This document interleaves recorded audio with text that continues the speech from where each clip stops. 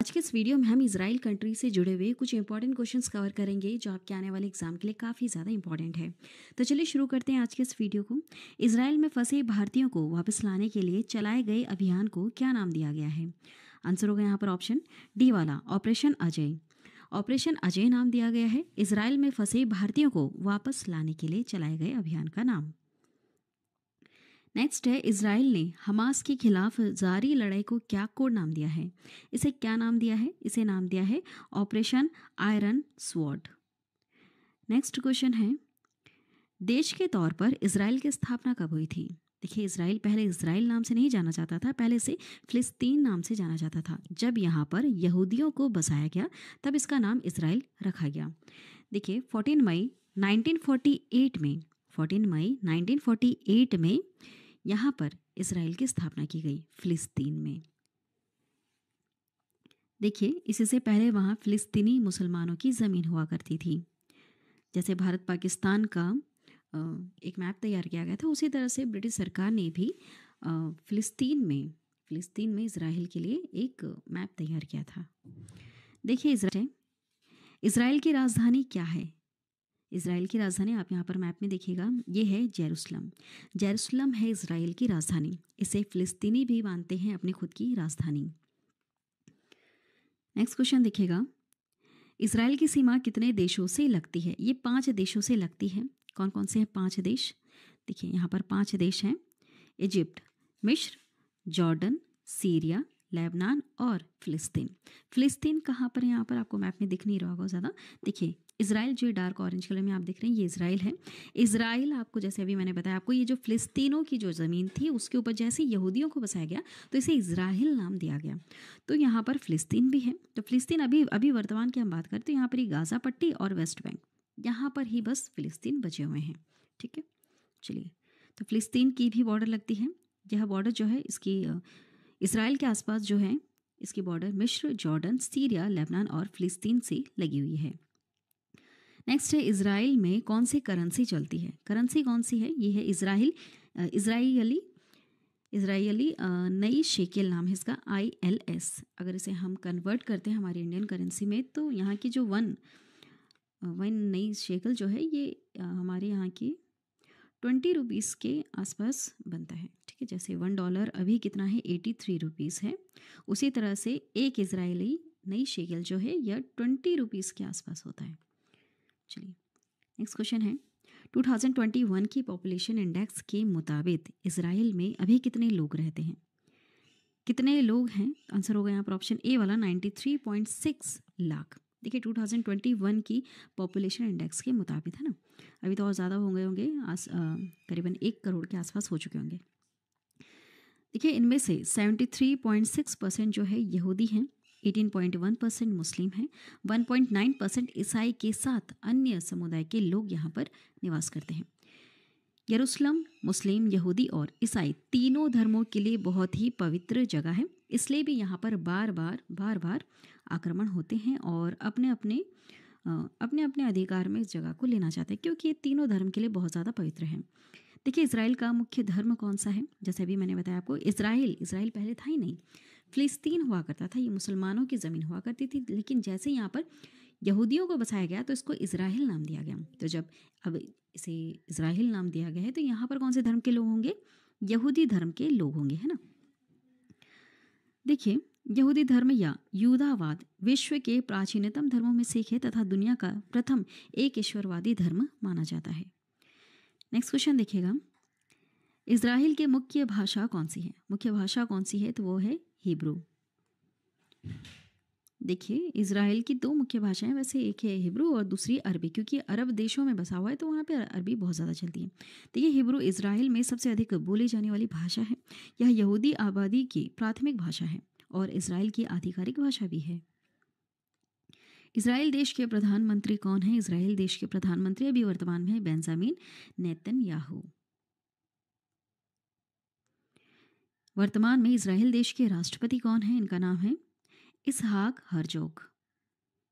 Next देखिएगा, Israel में फिलहाल लिकुड पार्टी की सरकार है। देश के प्रधानमंत्री कौन है? Benjamin Netanyahu. वहीं राष्ट्रपति कौन है? इसहाक हर्जोग। नेक्स्ट क्वेश्चन है, चलिए लास्ट में क्वेश्चन पूछा मैंने आपसे जिसका आंसर आपको बताना है। यहाँ पर थोड़ा कुछ एक्स्ट्रा पॉइंट्स हम कवर कर लेते हैं कि यहूदी आखिर कैसे यहाँ पर आके बसे, क्या यहूदियों के अपना कोई खुद का देश है? तो देखिए इज़राइल के अलावा यहूदियों का कोई देश नहीं है।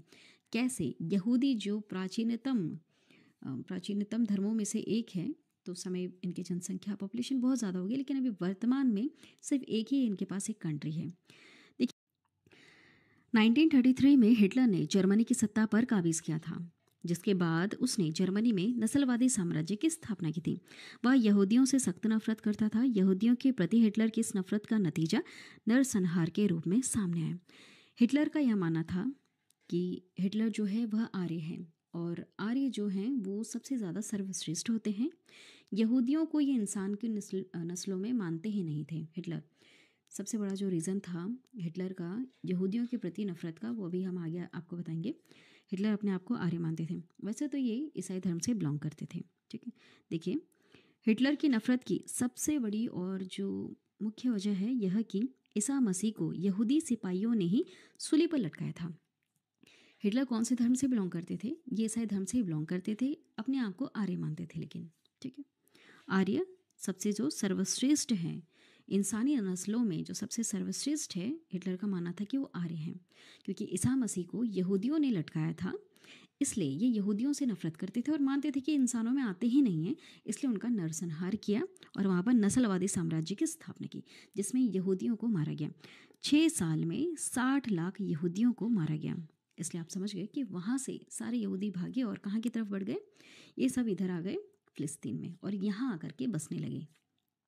कि 19वीं सदी के आखिर में पूर्वी यूरोप से फिलिस्तीन में यहूदियों का पलायन शुरू हुआ, जिसे पहला आलिया कहा जाता है। इसके बाद नरसंहार इसी तरह से चलते रहे और 1904 से लेकर 1914 के बीच दूसरा आलिया शुरू हुआ। ये पलायन भी नरसंहार से बचने के लिए हज़ारों की संख्या में यहूदी फिलिस्तीन में आकर के बसने लगे। ये यहाँ पर क्यों आए थे? क्योंकि इनका मानना था कि जो इनकी जो गॉड है वो यहीं से ही बिलोंग करते हैं। ठीक है, इसलिए ये यहीं आकर के बसने लगे।